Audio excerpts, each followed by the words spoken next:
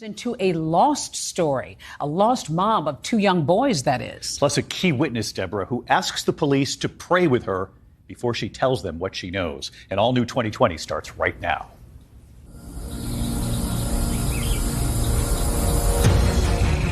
She was a wonderful mother. She loved her boys more than anything, more than her own life. A young woman who is a parent suddenly had disappeared. Was there anything suspicious in the car? And we saw in the back seat there were car seats, for the two boys. But to disappear without them, that wasn't possible. That was not Laura. She drops off the map. This wasn't going to be just a normal missing person. Oh, baby, don't go. Oh, baby, don't leave me. He knew how to charm a lady and charm the crowd alike. Oh, I don't want to leave you lonely. And then it wasn't too much longer later that Amanda came into the picture. What did Grant tell your mom about Laura? That she was crazy, she was mentally unstable. He lied. And here was a document that said she sold her kids for $25,000. And they were like, well, Laura's missing. And I was like, wait a freaking second. Are you sure? What are you thinking at this point? Something is really wrong.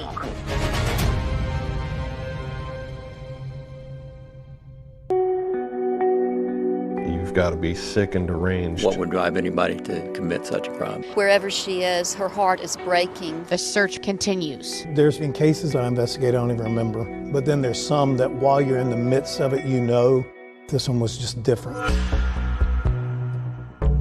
Oyster Creek is notorious for alligators. That's just a long, meandering creek. It's a small creek, slow moving in that area. Very dark, murky, muddy water. Has zero visibility. It's heavily wooded. There's a lot of lily pads. All the lily pads literally took off the creek. It was the perfect place to get rid of what they wanted to get rid of. This is Oyster Creek, a quiet spot about 30 miles outside Houston, Texas. On a hot, steamy July day, just like this one, back in 2011, police divers were scouring these murky waters, searching for clues in the disappearance of a young mom. But Laura Ackerson was last heard from 1,200 miles away from here, in North Carolina. Wednesday, July 13th at 4:19 p.m. Hi, lady, it's Laura. I'll be there in about an hour, but I'm going to go visit with my boys. Don't know what's going to happen as far as I'm concerned. Laura left that voicemail for a friend she promised to visit later that night. Meanwhile, another friend and business partner, Siobhan Mathis, was also waiting to hear from her. It was just very odd that it was going straight to her voicemail because she always had that phone on. I walked to her house, but it's gated and locked and you can't get in, but I can see into the garage and her car wasn't there. Then she sends her an email. I'm really worried. If you don't get up with me, I'm going to call the police. Siobhan was getting more and more worried with every passing second. And she decided to report Laura missing. I don't want to think the worst, but it's almost like what else is there to think? Police in Raleigh, North Carolina start looking into Laura Ackerson's background. They find out she's a small-town girl from Michigan. Roger Ackerson was her dad. She was curious. She wanted to learn things. She'd crawl up in my lap with a book, want me to read to her. Laura's parents divorced when she was just a toddler. As she grew older, it was clear she had a bright spark. Full of dreams. She could see beyond the end of her nose, where a lot of people can't. Everybody she met, she would always see the good in everyone. She didn't become the valedictorian of her high school class because she didn't want to do all the work. But a couple of years down the road, she said, boy, I wish I had. After high school, she moved to North Carolina and landed a waitressing job. That's where she met Heidi Schumacher. We were working at Applebee's together. Her first day, I was training her. I, was a little snippety at her, and she said, "You're not going to talk to me like that. Nobody had ever stood up to me before." And I said, "Oh, you know what?" I smiled at her and I said, "Well, let's go out tonight. We're going to be great friends." And then, when Laura turned 23, she had an announcement to make. And she was like, "Oh my gosh, I have a surprise for you." And I said, "Okay, well, happy birthday," because it was on her birthday.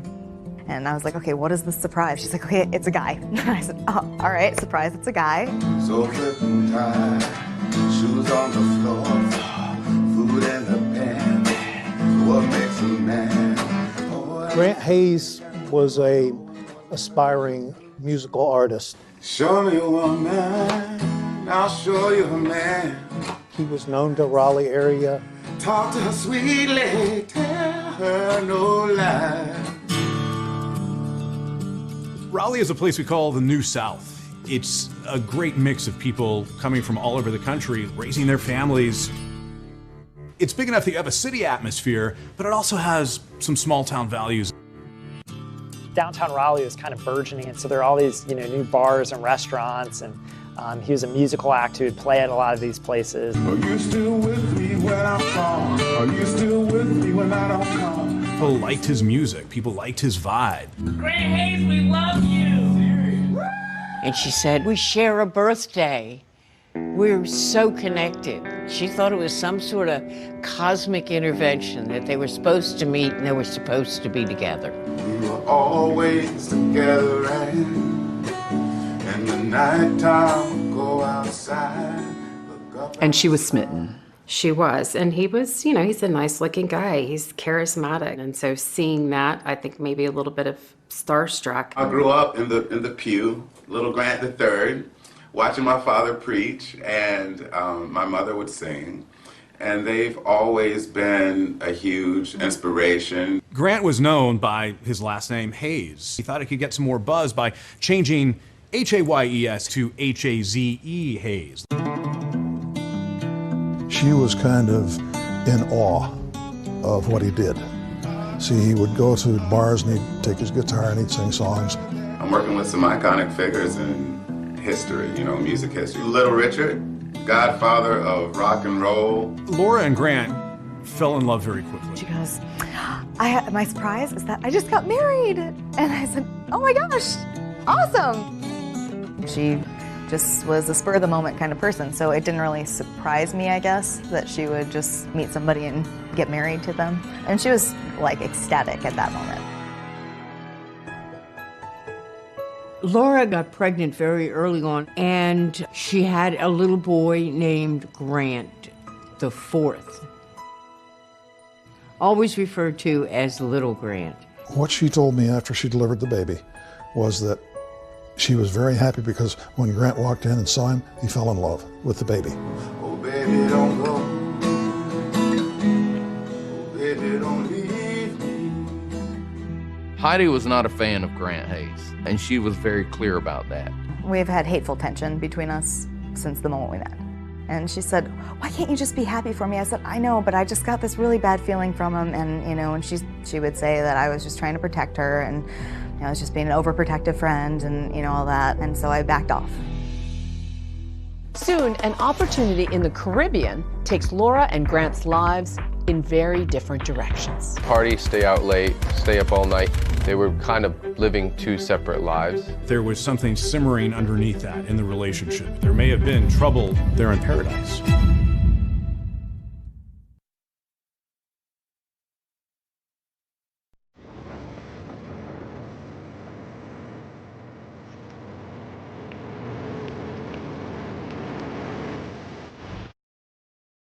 St. John is a really quaint, quiet island. It's about 4,000 people. It's a magical place. It's a fantastic place. It's got an affluent clientele that goes there because 80% of the island's national park can't even be developed. Yeah, there is no airports. The only way to this island is by boat. You're going to take your flight to St. Thomas, and you're going to have to take a passenger ferry. St. John's attracts musicians from all over. Kenny Chesney owns a home here, and a local island hangout helped inspire his song, When I See This Bar. Yeah, that's what I see when I see this bar. Grant had an audience. People liked his music here in Raleigh, but he thought he could take the next step in his career with music by going to the U.S. Virgin Islands. Jose, who asked us only to use his first name, booked musicians into the bars and nightclubs on the island. My phone rang, and it was Grant. He explained that he was looking to make sure that he could get enough gigs to support his basic costs of living. I promised him that I could get him 5 shows a week. So he packed up and went down there. He did speak of his son and Laura, and that she was going to eventually come down here once he got settled. The Caribbean could be very seductive with the night air, the breezes, the music, the sand.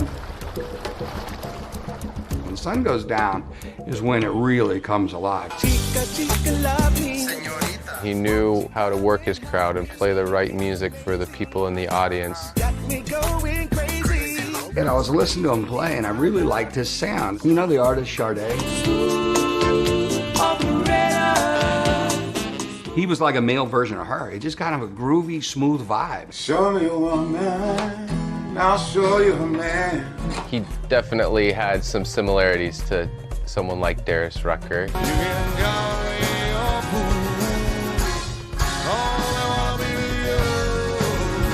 I want to love, and I want to give you more. I owned a bar on the island of St. John. How I first encountered Grant Hayes, he was playing, I believe it was at the Parrot Club. He was taking a break. He says, man, I really dig your sound. I'll bring some people from my bar down. And he says, really? From your bar? Yeah. But they won't be spending money with you if they're not at your bar. I don't care. We'll have a good time. Are you still with me when I'm gone? Are you still with me? He was just waiting for that one guy to come in that's on vacation that might be with a record company. To actually identify and recognize that this guy has talent and let's make him an offer. Man down, baby. But for now, he had to make do with paychecks of $150 to $200 per gig. It looked from the outside looking in that Laura and Grant had a great relationship. No one really knew the trouble brewing. He was very possessive. It was like he owned her. Grant didn't want her to have a relationship with her brother. He did not want any close relationships except for the one with him. Well, she had pretty effectively been isolated from everyone else in her life. I mean, he would take her self-esteem and just crush it into the ground. I, got to the door and she answered and she had a bloody nose and a, almost black eye already. I tried to get her to go to the hospital or file a police report or anything. No, he won't do it again. It's okay. It's going to be okay. I'm not going to press charges. It's fine. She's an optimist. She thought, well, he may change eventually. Always looking for the better side of him. Grant denied ever hitting Laura. Now she's planning to join him on St. John. But then she says she receives a stark warning from family and friends. I told her, don't go back. You don't need to go back to that. She really realized, man, I have to leave him. And I said, okay. And then we had a plan for her to leave, and she had gotten sick 3 or 4 mornings in a row. And she was pregnant. I said, you can still leave. You can still go. And she said, no, I have to tell him it's the right thing to do. It would have been easy. Just stay here. But instead, she went back. She was going to do whatever it took to make that family work. She went down to St. John to start over, and she had told me that he said, oh, when you come down here, it's going to be great. Now reunited on the island of St. John, Laura gives birth to their second son in August of 2009. They name him Gentle. And then you have Gentle, because now in my maturity, I'm understanding what real masculinity is, and it's gentle. She was a wonderful mother. She loved her boys more than anything, more than her own life.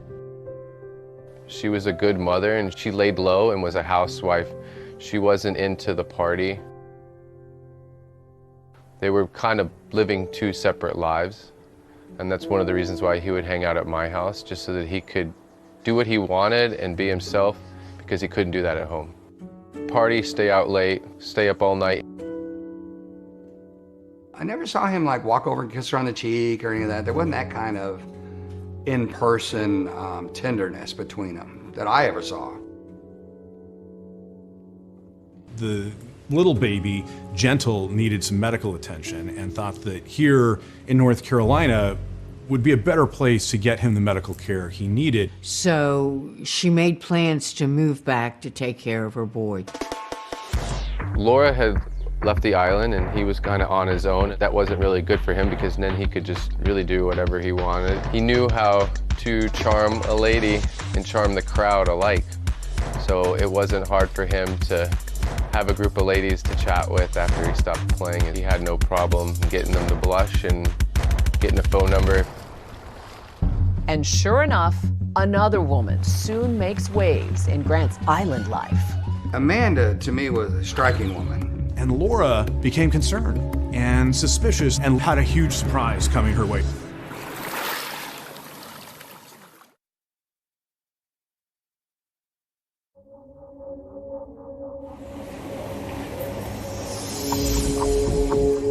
It appeared that things were going well in St. John. Grant was trying to get his music career going there. Good night, dream.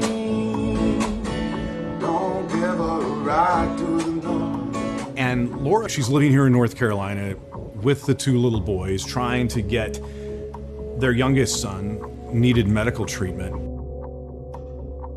And then it wasn't too much longer later that Amanda came into the picture. Amanda, to me, was a striking woman. Amanda's daughter, Shay, shared a lot of details with us, but she asked that we not use her last name. And what was your relationship like growing up? My mom was my best friend. My mom was my hero. Like, what do you want to be whenever you grow up? I want to be like my mom. Amanda had been married 3 times previously, and the most recent husband before Grant was a wealthy businessman in Texas. And he actually died in an accident. After his death, there's a lot of money that Amanda inherits. Her big claim to fame was in acting. She was in the actual Stepford Wives, the remake that was done with Nicole Kidman, and she had a very small part. So how did she end up in St. John? She went down there on vacation. She was supposed to be gone for 2 weeks. She loved it so much. She moved down to the Virgin Islands. That was where she wanted to live. You lived there with her? I did. How old were you at that point? I was 20.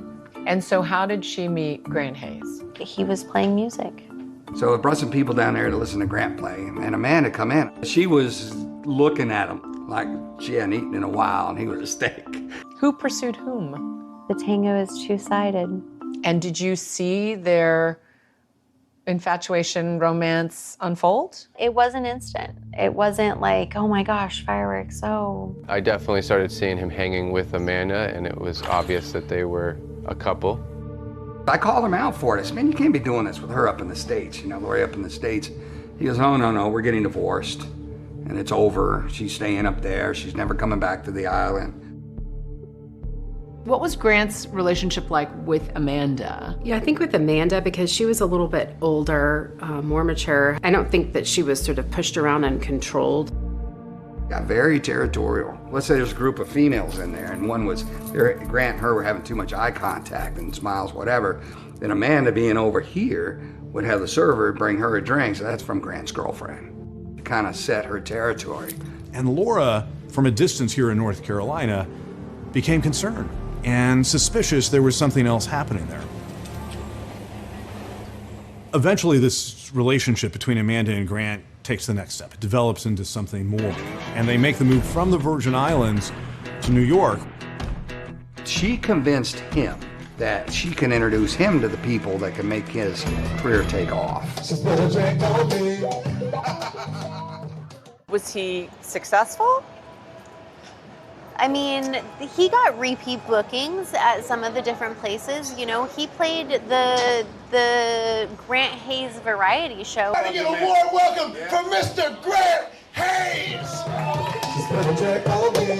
I don't know. I ain't trying to. And then Grant says, to Laura, I would really like little Grant, their oldest son, to come visit me in New York. Grant is shorter. This is just for 10 days. 10 days came and went, and he hasn't brought Grant back. And Laura was asking why. You said you would. And Laura had to file for custody to even see her son again. She didn't have a choice. Fighting to get her oldest boy back. In April of 2010, Laura hears surprising news. Grant calls her and says, Amanda and I just went to Vegas and we got married. It's a bombshell. It's a shock to Laura. It was a little surprising that they were getting married. They were definitely moving very fast. I married my soulmate, my best friend, and she is something that I wanted my whole life. Friends and family had been given the impression that Laura and Grant were married, but apparently they never were. Then Grant took a very aggressive move and went to court without her. He made these allegations about she's mentally unstable, she doesn't have a stable home, she's working as an escort. They had alleged that Laura was a danger to the children. He lied. He said several things in the ex parte custody order that just plain weren't true.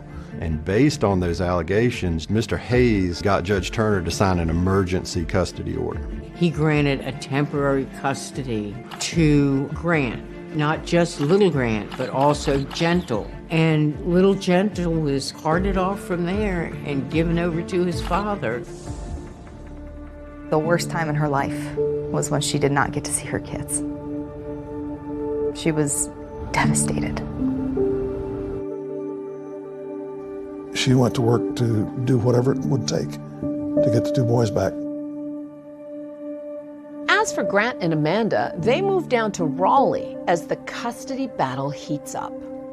We had the court appoint Dr. Ginger Calloway. Where do you practice? In Raleigh. To evaluate both parties. To be able to give the court an opinion over whose home may be the best home for these children to be in. During that evaluation, Laura went on the record to say that Grant had isolated and controlled her, while Grant charged that she was the one manipulating him. When the psychologist report came in, the parts about Mr. Hayes referred to him having some, what the psychologist called, illogical and disturbed thinking. He rages angrily about Laura in front of the children. It is obvious they do not want Laura included in the children's lives. This is very concerning because in essence they want to obliterate her. And she came basically to the conclusion that, yeah, Laura had work to do. She is less mature than other adults and is easily overwhelmed. The psychologist did recommend a 50-50 split in custody, and that would have been a substantial improvement for where we were. In the meantime, Amanda had gotten pregnant. Lily in Love. Lily in Love? Yes. And gave birth to a little baby girl. All right. They were thrilled to welcome baby Lily into the world, joining Grant's two sons. But that was overshadowed by Grant's struggles to break through in the music business. Between the legal proceedings and I think Grant's spending, they're out of money. It was a mess. Yes. He was the reason that my mom was not okay. Sitting in a bathroom floor crying, going, I have no idea how the hell I'm gonna do this. I mean, what do? You've gone through over $200,000 in 18 months. That's how much money they went through? Easily. How dire was the financial situation? Oh, they were getting evicted from their apartment. Grant called his mom, Patsy, and said, hey, we need to move in with you. Hey, Mom, it's Grant. Me and Amanda and Lily are going to move in with you guys. I don't have the money for a storage building right now. If you could fund that to me, okay? All right, bye-bye. It's now July of 2011, and while Grant and Amanda sink, Laura's fortunes were finally rising. Her main priority in life was to get her kids back. She went back to school. She, got her own place, got her own job, got her own car. She was very enthusiastic about the career and getting her boys back. Laura even started a new company with her friend Siobhan, selling ad space on restaurant menus. She successfully pitched local restaurant owners and socialized with new friends. I am going to Raleigh. I don't know if I'll be able to see it before 7, but I want to find out if you're going to be available after that at any point. Laura sounds upbeat, but she has no idea that she's now driving straight into terrible danger.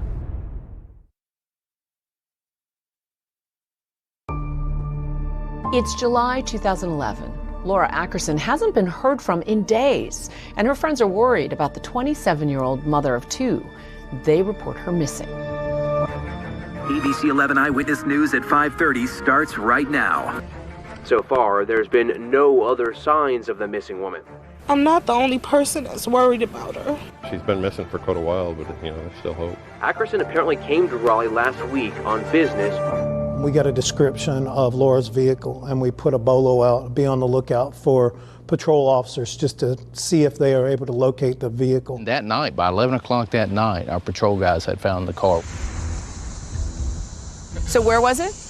Right over here, if you see this black color SUV, it's right there in that same parking space is where it was. Was there anything suspicious in the car? But nothing really of evidentiary value. I mean, we saw in the back seat there were car seats, for the 2 boys. There was an idea that maybe she decided, hey, I'm going to go to the airport, I'm going to take a trip somewhere. If she had disappeared with her boys, that would not have been an overwhelming surprise. But to disappear without them, that wasn't possible. That was not Laura.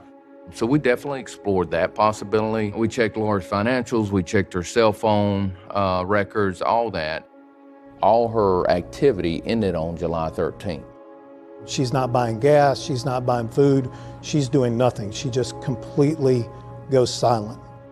Something that we would normally do in a missing person case is we want to go to their apartment or their house. Maybe they left a note. The police go into Laura's apartment and thoroughly search it, looking for anything that could point to a problem or that any violence occurred. It was very well kept, it was clean. She had several plants that were inside the apartment. None of them had been watered for numerous days. That was a good indication that she had not returned or that nobody was coming in and out of the apartment to take care of things. From looking at the apartment, you could tell she's definitely a dedicated mother. That's what stood out, number one. Almost half the apartment was dedicated to space for the kids, and that kind of reflected her life, that so much of her life was focused on her children. They pulled the video from the public spaces of Laura's apartment building.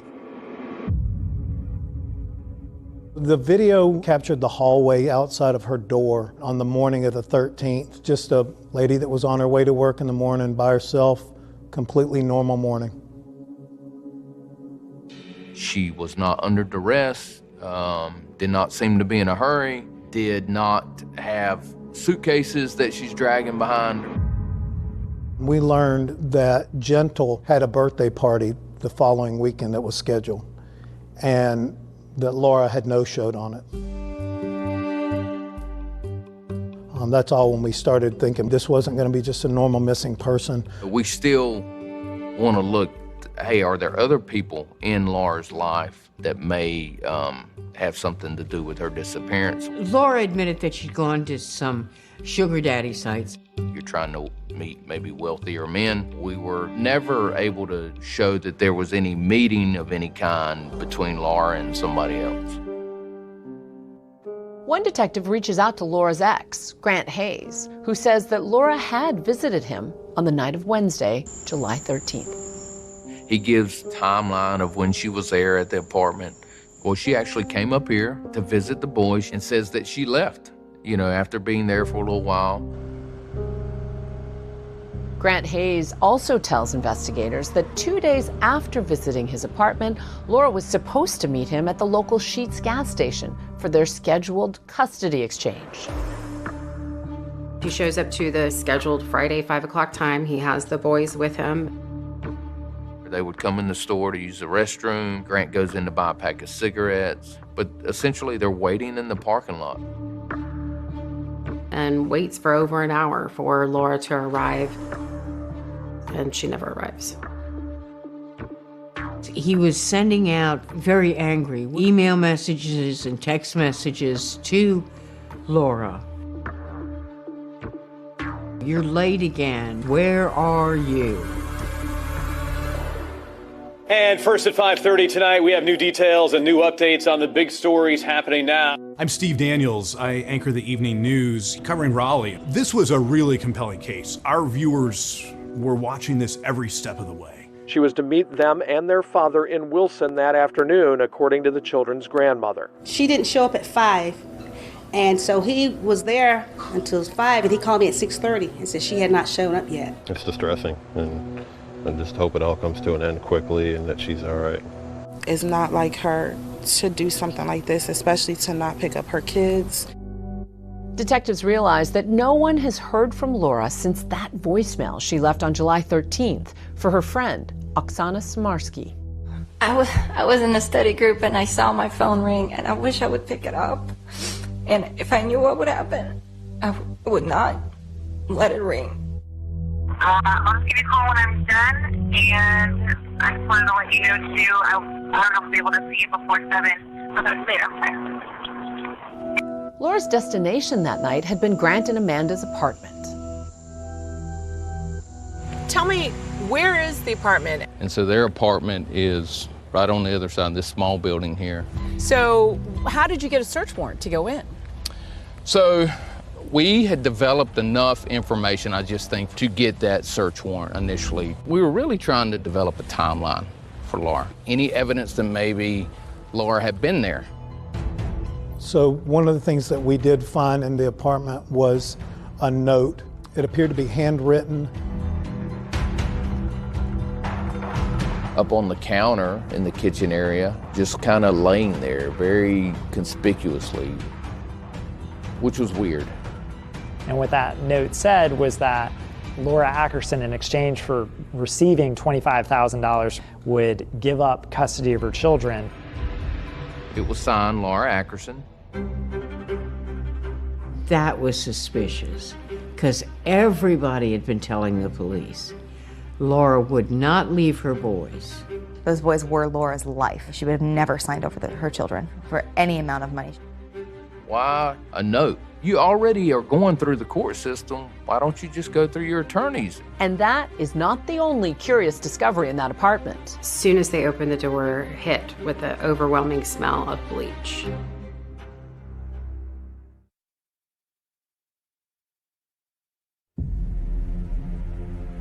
It's been a week since Laura Ackerson's disappearance, and investigators are now searching the apartment of her ex, Grant Hayes. Police were here yesterday asking a lot of questions. It's a 3-bedroom apartment. There's a small kitchen area. I remember there being a couch, maybe a table, but there's not a lot of furniture. Was there anything unusual about that moment when you walked in the door? It smelled like bleach. You know, it's just that strong odor of bleach that hits you. And so what did that tell you? At least that someone had been cleaning is what it appeared. But then we see this large, bleach stain. At that point, alarm bells are going off. Right. And that's not like a little old stain. No, a significant bleach stain right at the entryway in the apartment. It was clear something happened right here at this door that required them to bleach this carpet. And then there were a couple other things that we find that kind of throw up red flags as well. The bathroom, which before July 13th had been the place where the little boys went to brush their teeth, take their baths, play in the bathtub. Suddenly, there was nothing in that room.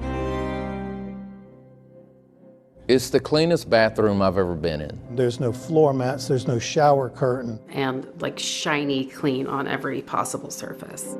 And what does that point to? that something has taken place inside this bathroom that required cleaning.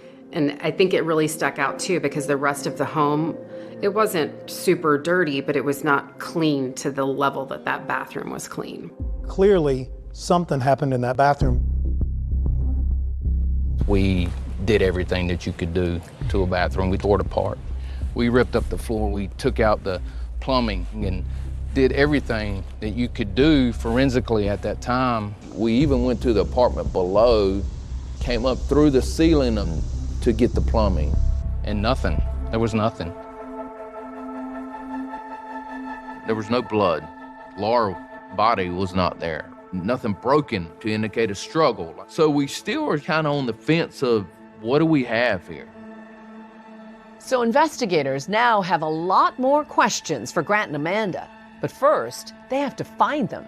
Detective Falk had learned that Amanda had a daughter. Her name was Shay, and Detective Falk conducted an interview with her. The police show up at your door. What was that like? Terrifying.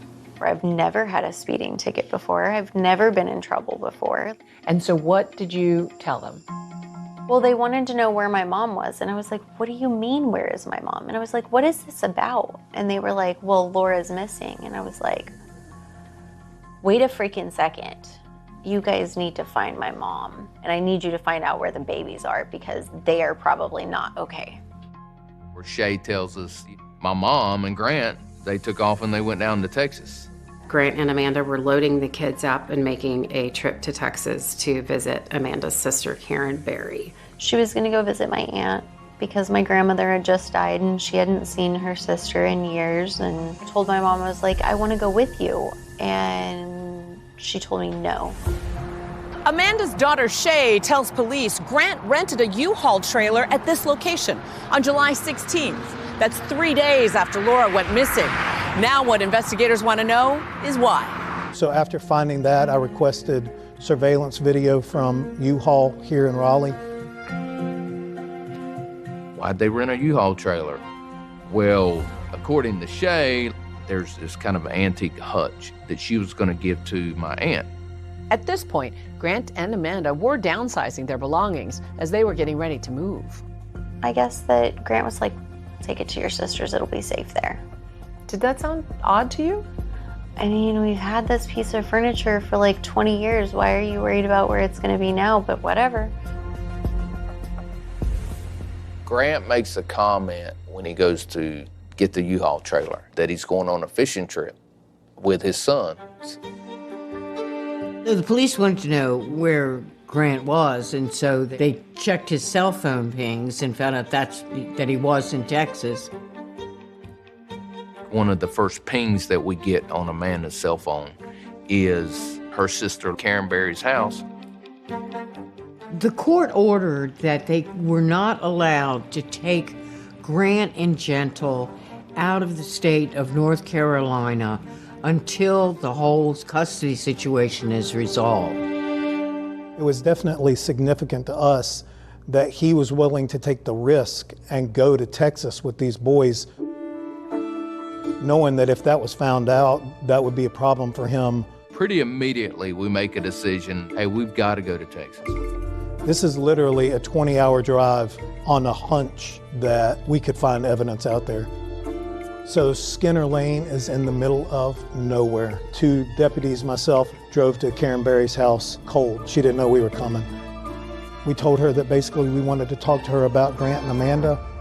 She told us that she was expecting us. She was very, very nervous. She cried a lot, and she said, before I answer any more questions, do you mind if I pray? And it means there's something big that you're about to tell us. And as a homicide detective, anytime somebody wants to pray, you let them pray.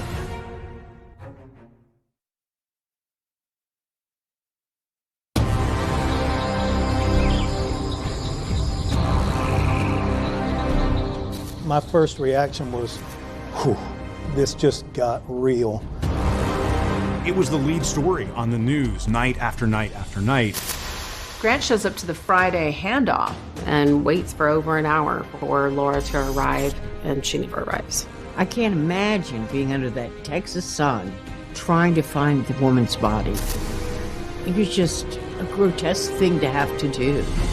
And you would have to dive through murky water like this? It's not a swimming hole. It's not a place where people go paddling in. This is just sort of a wasteland. You found a manual for the power saw. What went through your mind? No one does construction work in this house. I'm just buying a saw at 2 o'clock in the morning. How the hell did we get here? As soon as prosecutors hear this song, they're like, wow. It was a song. Not real life. Until it is real life.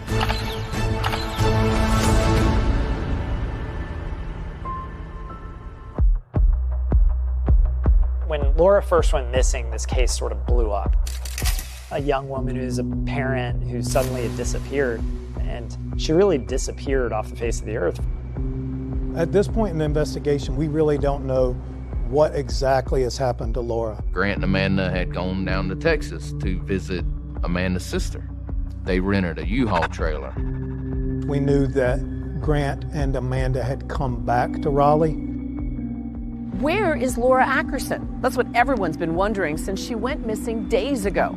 Raleigh police finally have what could be a breakthrough lead, so they drive 1,200 miles to pay an unexpected visit to Amanda's sister, here in Richmond, Texas.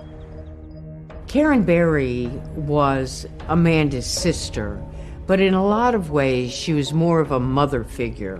She was who Amanda always turned to when she had any problems.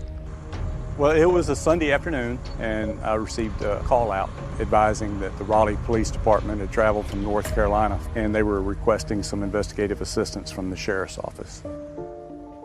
When they knock on the door of Karen Berry and she answers, it's almost like she was counting the minutes for them to get there. And her first reaction to them is, you can come in and I'll talk to you, but can I just have a moment to pray first? There's some soul searching going on. Yes. And do you remember the words that she prayed? Basically just a prayer of, give me the strength to do the right thing, to help me do what I need to do.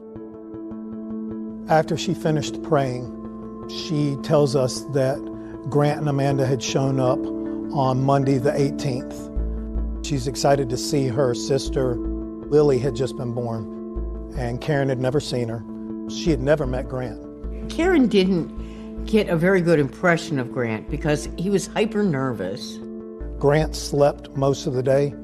Karen pointed that out.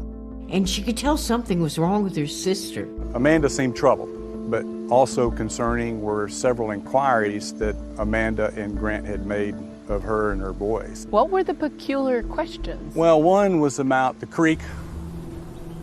Just across the street is Oyster Creek. Karen's boys, they had a flat-bottom boat. Grant and Amanda, they were asking permission to use the boat to go out there to explore for sharks. Well, we're 90 miles inland, and this is a freshwater creek. I'm pretty confident there's never been a sighting of a shark in Fort Bend County.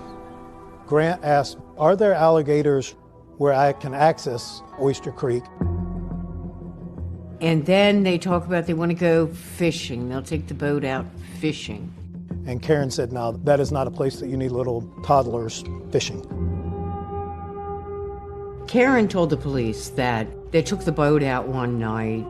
She didn't know why. The boys were sound asleep. So it didn't make any sense to her. We conveyed to her repeatedly that we are not looking at her as a suspect. And then we directed the conversation toward Laura. Did Grant and Amanda tell you anything? She clearly conveyed to me that Laura and Amanda did not get along. And then she told us Amanda had come into the kitchen and said, I need to talk with you outside. It's important. Amanda said Laura's not a good person.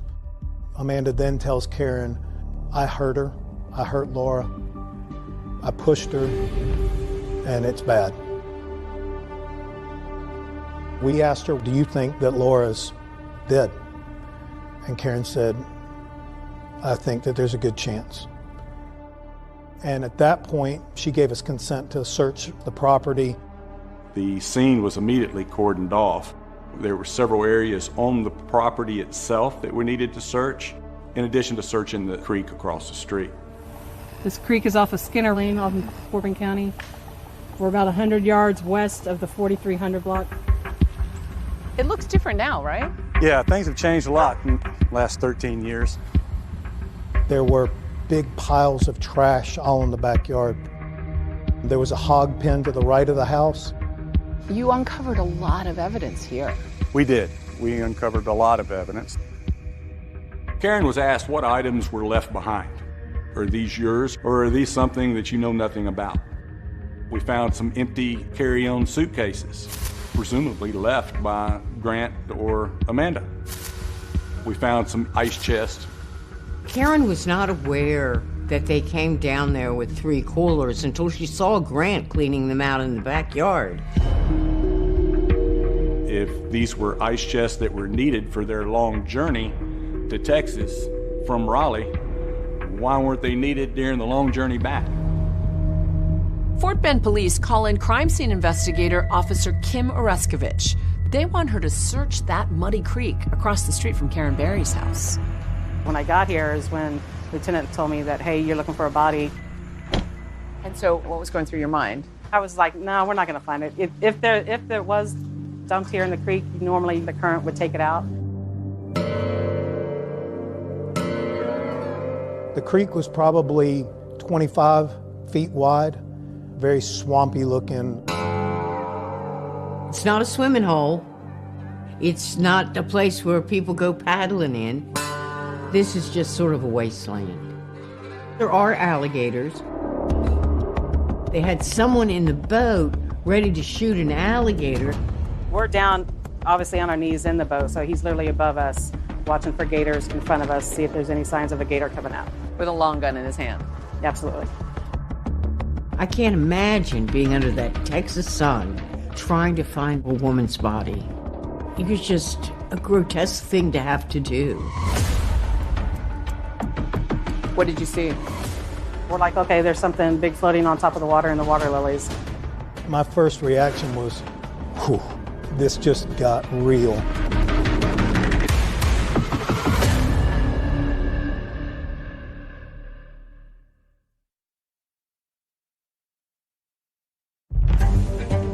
From the water to the riverbed, the search for Laura Ackerson continues. Laura's body believed to be dumped here in Texas. It was a hot July day when you went out on the boat. Yes. What did you see? We found something big floating on top of the water and the water lilies. And it was just white and pinkish. When we got up close to it, you could see that it's one half of a torso. When they said, oh, you're looking for a body, I wasn't expecting dismembered body, so that was a shock to your system. Kim pretty quickly locates what ultimately was determined to be 2 portions of a torso kind of tangled up in the vegetation of the creek. And that kind of confirmed to everybody here, now this is a homicide. Once those dismembered body parts were found floating near the surface of Oyster Creek, Houston dive teams were called in. They had to search now beneath the surface of these murky, alligator-filled waters, looking for more remains. They need to know, is it really Laura? It's becoming important to find things like the hands or the feet or the head that can help with identifying the body. Mark Thorson and Brian Davis of the Houston Police Dive Team still remember being on scene that awful day. What kind of dives do you normally do on this unit? And we pretty much go get anything out of the water. Vehicles, guns, bodies. And what's visibility like underwater? Most of our dives on the dive team, we do not have visibility. You're basically just fanning your hand out or your arm out in front of you. You want to feel it before you run over it. The first 2 hours, we searched underwater. We didn't come up with anything, so we had to change our tactic, and that's when we decided to go on our tiptoes and go through the lily pads. And you would have to dive through murky water like this? Yes. This is what we were facing. When you're in the middle of it, it just closes in back on. It closes in on you, and it's difficult searching, or it's hard searching for what we're looking for. We started seeing sheen and smelling. If you've ever smelled a decomposing body, you know that odor, and you're not going to forget it. We're moving the lilies, and the scent would get stronger, or it would get weaker. As we're moving the lilies, you can see a white, grayish object in the water, and immediately knew that I had a body part. All I saw was what looked like skin, and I could see a bone. I called out to Mark. Mark swam over, and he placed his hands on top of mine and rolled it, and that was when we learned that we had the head. We recovered virtually all of her body, but the most important piece was being able to recover her head, because we were able to do dental record comparisons where that's as good as a fingerprint.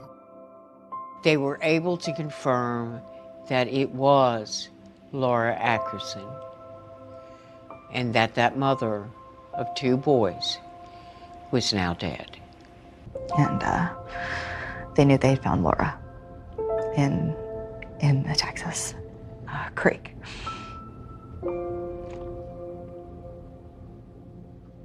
Sorry. What was your reaction when you heard about body parts being found in a creek near your aunt's house, and somehow your mom's mixed up in it? It was the most devastating thing to have ever happened in my life. In my interviews with Karen, I was aware that Grant and Amanda were inquiring about where a Home Depot was at. They had some shopping that they wanted to do. Investigators visit a local Home Depot and uncover this video of Grant purchasing suspicious items, including muriatic acid. We had video evidence of the purchase of the muriatic acid, garbage can, and also some large cuff neoprene chemical-resistant gloves. A Home Depot employee told law enforcement that Grant had asked if the acid would eliminate the odor from a hog pen. We searched the hog pen, and we noticed a larger darkened spot, circular spot, right in the middle of the hog pen. In getting close to the soil, you could smell the chemical smell of presumably muriatic acid. So what do you think happened there? They attempted to dispose of Laura in that hog pen. Destroy her Yes. physical remains. Or at least means of identifying her. Despite having found Laura's body parts, the police still don't know how she was killed. But they do have enough evidence for arrest warrants for Grant and Amanda. We head down to Kinston to arrest Grant and Amanda at her parents' house. And we take them into custody. Grant left a note on the dresser of his parents' house, and it said that he grants sole custody of Grant, Gentle, and Lily to his parents. He had to know that he was in a dangerous position. Both Grant Hayes and his wife Amanda are now in jail. Hayes and his wife Amanda are both charged with murder in the death of Laura Ackerson. Both pleaded not guilty. I even sent him a message. He said, Grant, what the hell, dude? What are you doing? Wait, why? You know? I don't know if he ever read it. He was incarcerated at that point. What was your reaction to her arrest and being charged with murder? Shocked. How the hell did we get here? I can't imagine a daughter watching her mother be arrested and charged with murder and have to contend with that. It's soul shattering. It makes you question your morals and values. It makes you question who you are. Soon, authorities find even more evidence they say will bolster their case. When you see the surveillance video, what went through your mind? It's scary, it's barbaric, it's inhumane.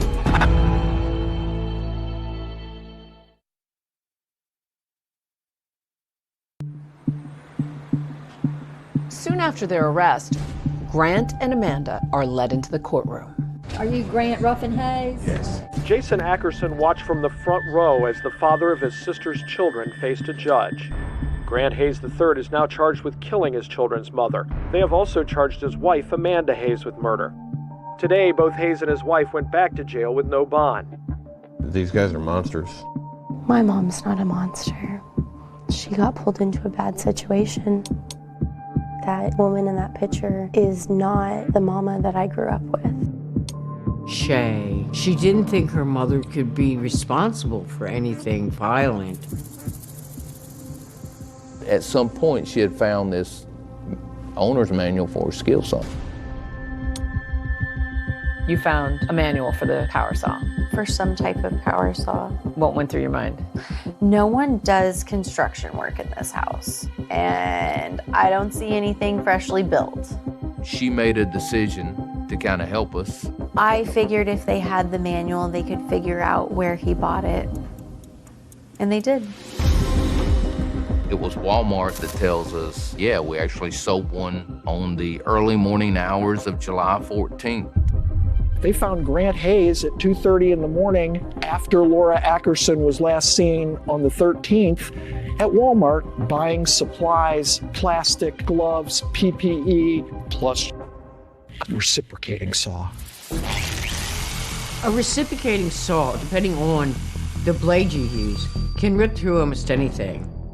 The video shows him kind of pacing back and forth and looking at the different saws. You know, you wonder, like, what's going through his mind as he's doing this. He went in, he didn't disguise himself. He didn't try to cover up his looks, didn't try to dodge cameras.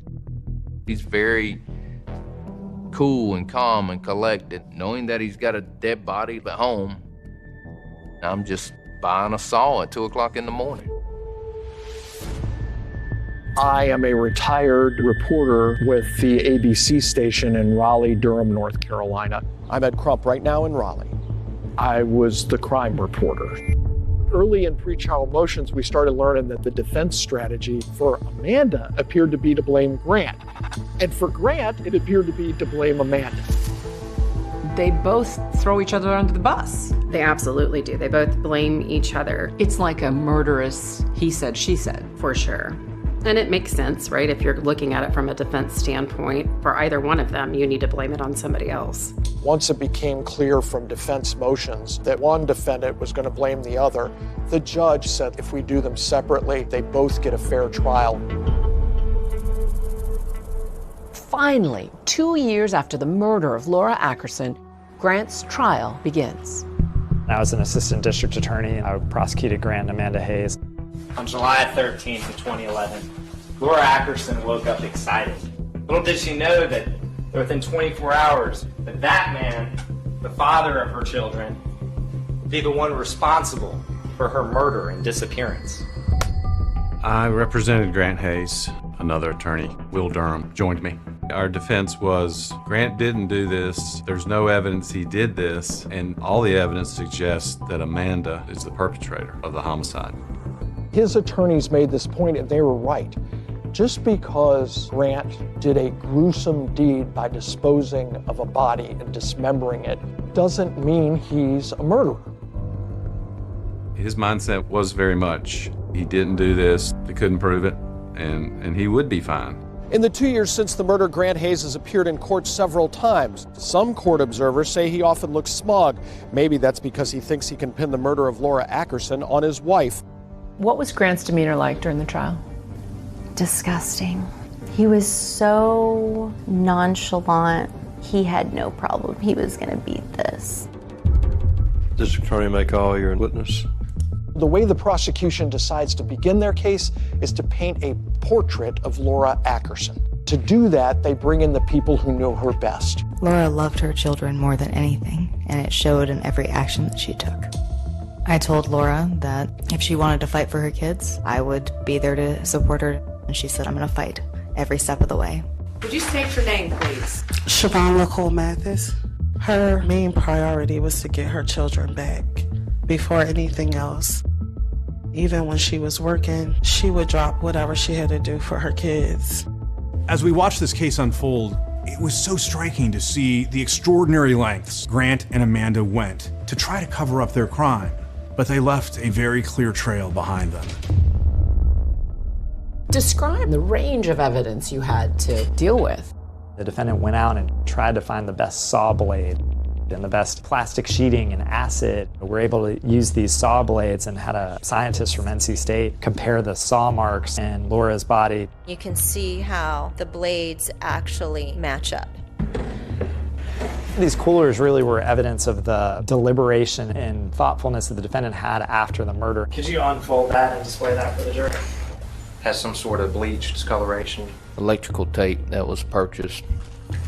Despite this mound of evidence, we don't actually know how she was murdered. Sure, there's 3 adults in the apartment when this happened, and 2 of them are charged with first-degree murder, and 1 person's dead. It was kind of hard to prove exactly what had transpired. I didn't have enough information with the parts that we received to determine the exact cause of death. What was your opinion as to the cause of death? I called it undetermined homicidal violence. The defense lawyers are telling that jury, look, there's no murder weapon. There's no exact cause of death. You can't find this guy guilty. The issue is who killed Laura and what happened and why. And the state really didn't have any direct evidence. This made the defense feel like there was a chink in the armor and that they had a way to get in. But soon, prosecutors would try to use Grant's own words against him. I got 2 kids by you. I can't take any more from you. As soon as prosecutors hear this song, they're like, wow.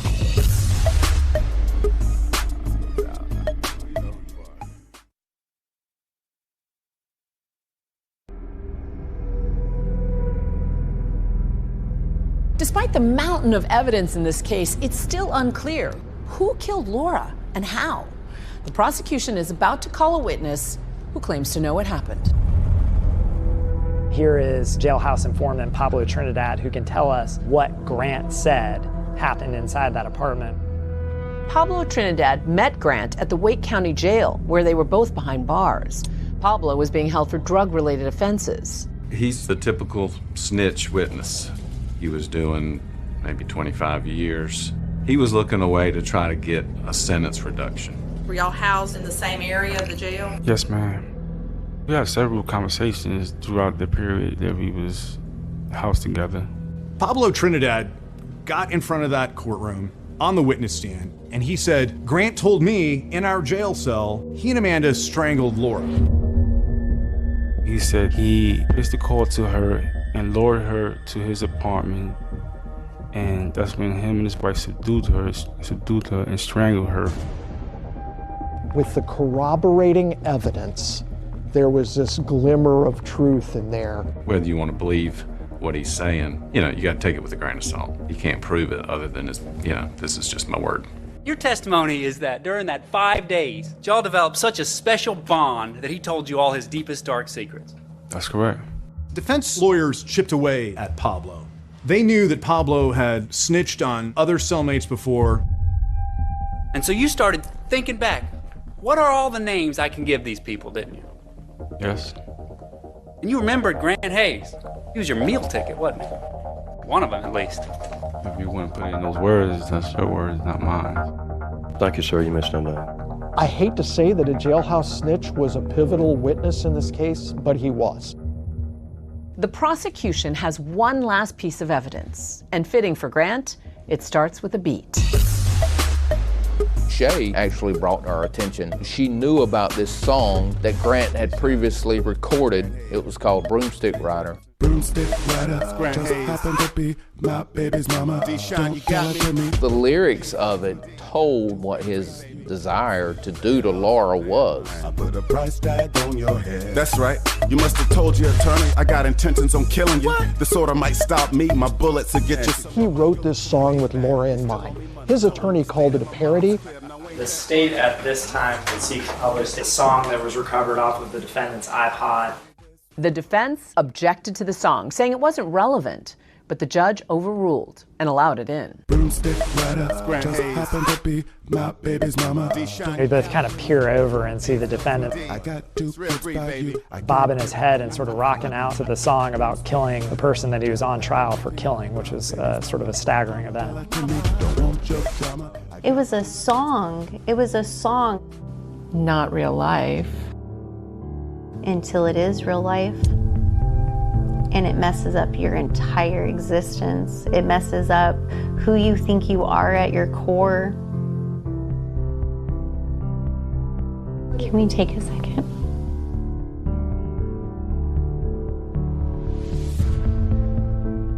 The defense calls a witness with crucial first-hand testimony that seems to support Grant's version of the story. It's Amanda's sister, Karen Berry. Remember, Amanda told her sister that she hurt Laura. Could you please state your name for the court? Karen Berry. Could you tell me how you know Amanda Hayes? She's my sister. The defense is trying to prove Grant didn't commit this crime, that it was Amanda who committed this crime. Our case focused on statements that Amanda made to her sister. She came in and she told me that she had hurt Laura and that she had hurt her bad. She says, I hurt Laura, not we hurt Laura, or he hurt Laura. It actually benefited Grant to some degree because for Grant, you know, his defense is Amanda did this. Well, that was definitely a defense bombshell. But when she was pressed further, she detailed another story that happened. I said, I want the truth out of you now. And I looked her straight in the eye and I asked her if she was covering for Grant. How did she answer? She looked me straight in the eye. She shook her head and went. Well, that kind of undid everything else. The defendant's whole case sort of backfired on them. I mean, Karen's testimony did not come out like they wanted to come out. In their closing arguments, each side has one last chance to convince the jury. They're trying to give you some reason to convict him without giving you the evidence. You will not let emotion decide this case. You will not let your disgust for the things that happened in this case lead you to a verdict. Ladies and gentlemen of the jury.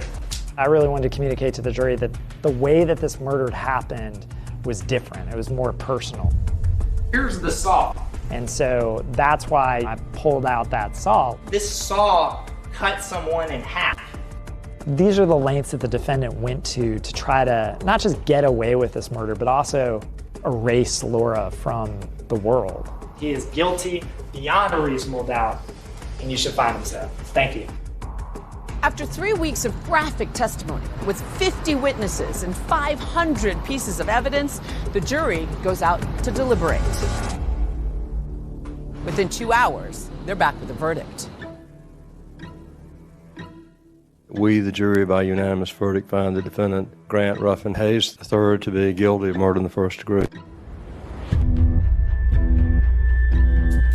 Grant Hayes was sentenced to life in prison without chance of parole.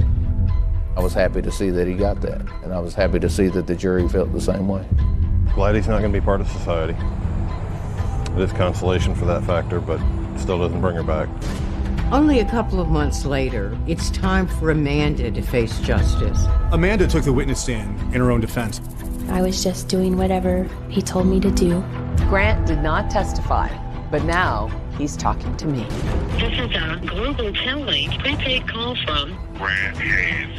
Hello? Hey, Grant? Yes. It's Juju Chang at ABC News.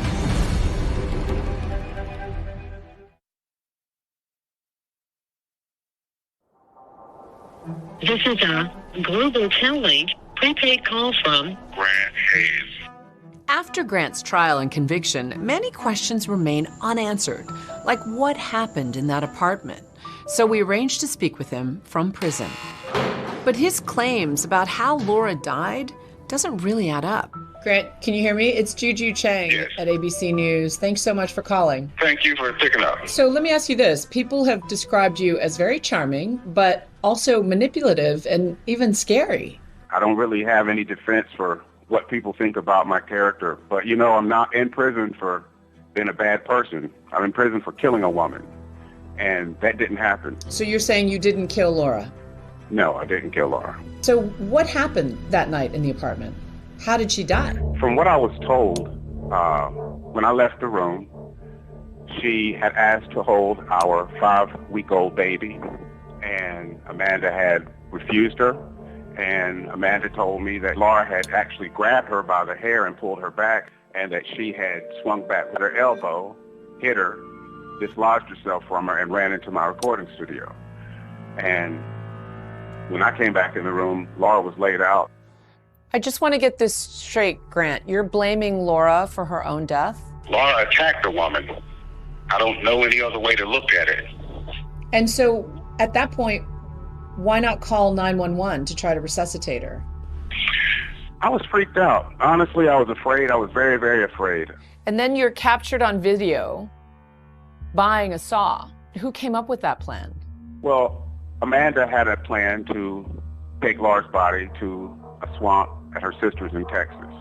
And we had to get it out of the house, and the only way we could do that was if it were dismembered. So I guess you could say it was carrying out a plan that was Amanda's.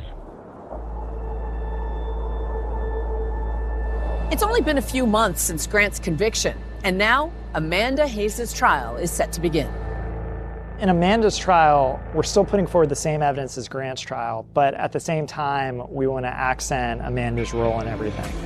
The defense was trying to show Amanda she was coerced by Grant and only did what Grant said in order to protect herself and her child. But Amanda isn't just sitting there idly. She is an active participant in everything that we see. In Texas, there was a camera trying to catch people illegally dumping or littering, and it captures exactly that. Where are we in relation to where her sister's house is and where the body parts were found? We're just 1.5 miles down. At my particular unit, we were in charge of environmental crimes. At that time, the camera was set up right where you see these two trees.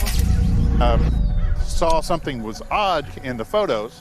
A female that got out of the truck started unloaded boxes and jugs and started shoving them under the tree in this fence line right behind me. She was shoving it into the bushes. And then I found some boxes of acid. Seemed really strange. And I had watched the news the night before showing her court appearance in Raleigh. And so how did you put that 2 and 2 together? They looked the same, looked like the same lady. It was kind of really basic. People look at that and say, she doesn't look like she's under duress. She doesn't look like she's afraid.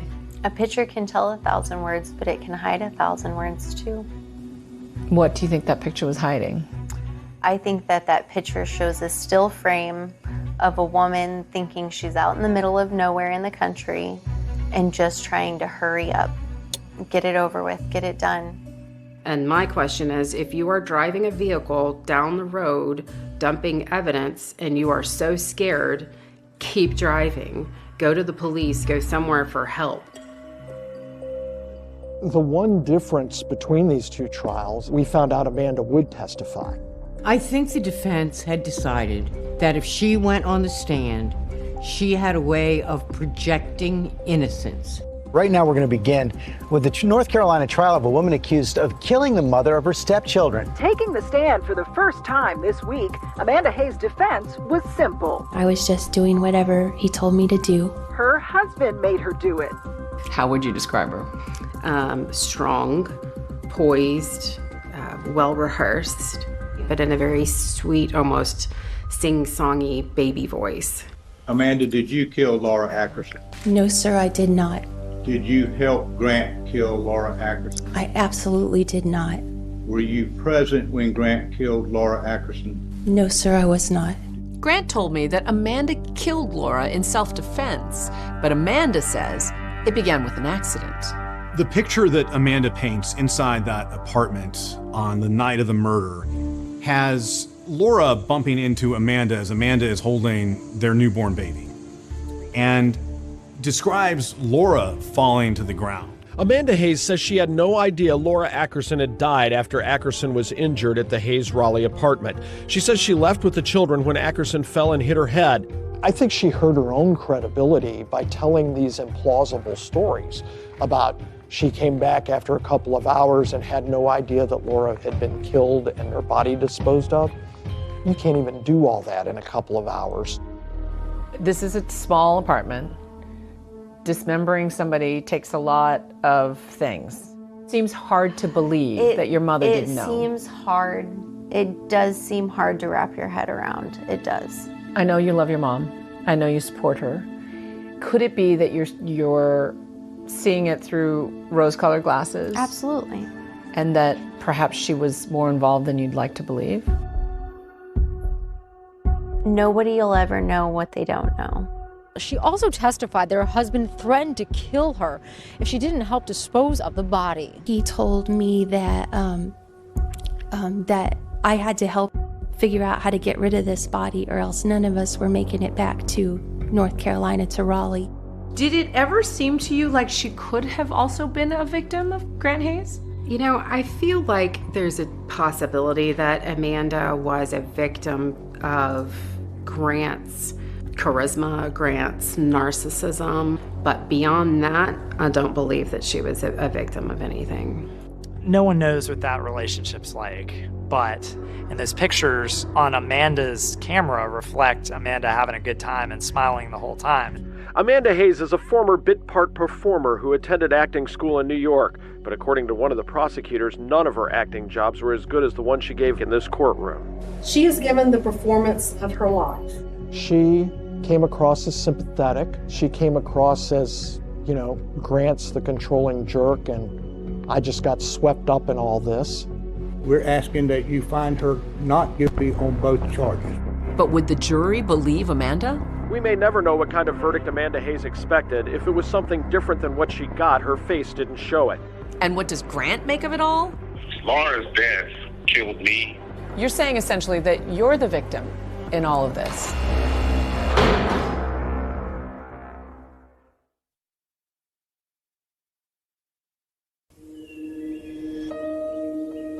The last night that I was with Grant, he handed me a notepad with these pages on it.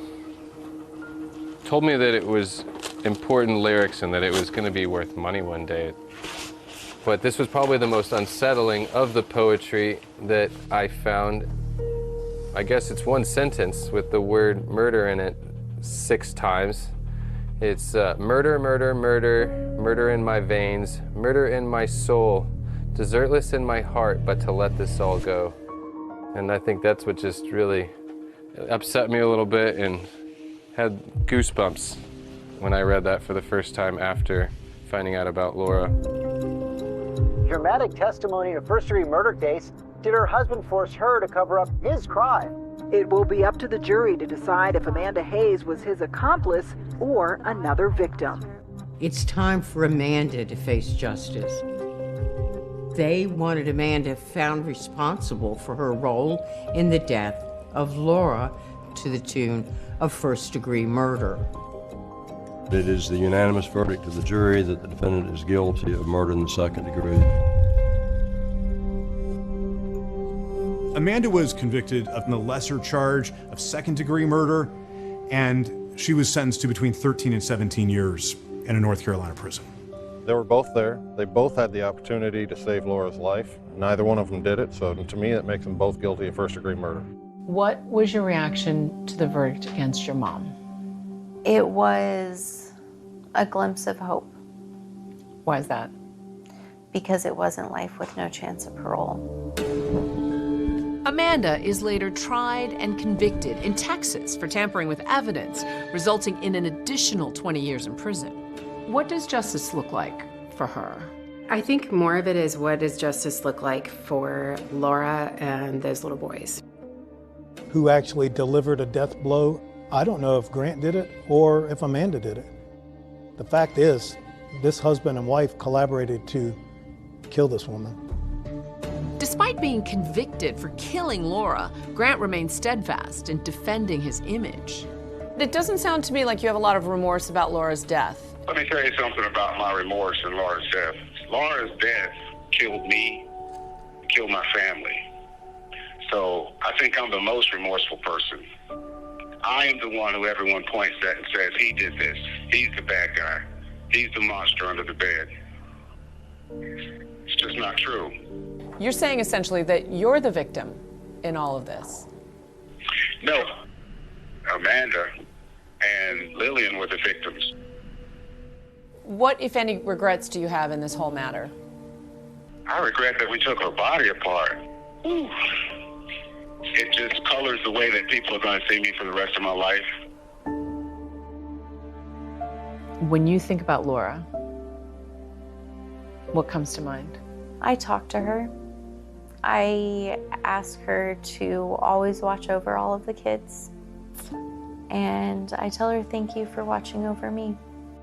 Today, all 3 of Grant's children are being raised by his own mother. The kids have no contact with Grant or Amanda. Those boys were Laura's life. She was doing everything to have a better life for them. She was a wonderful mother. She loved her boys more than anything, more than her own life.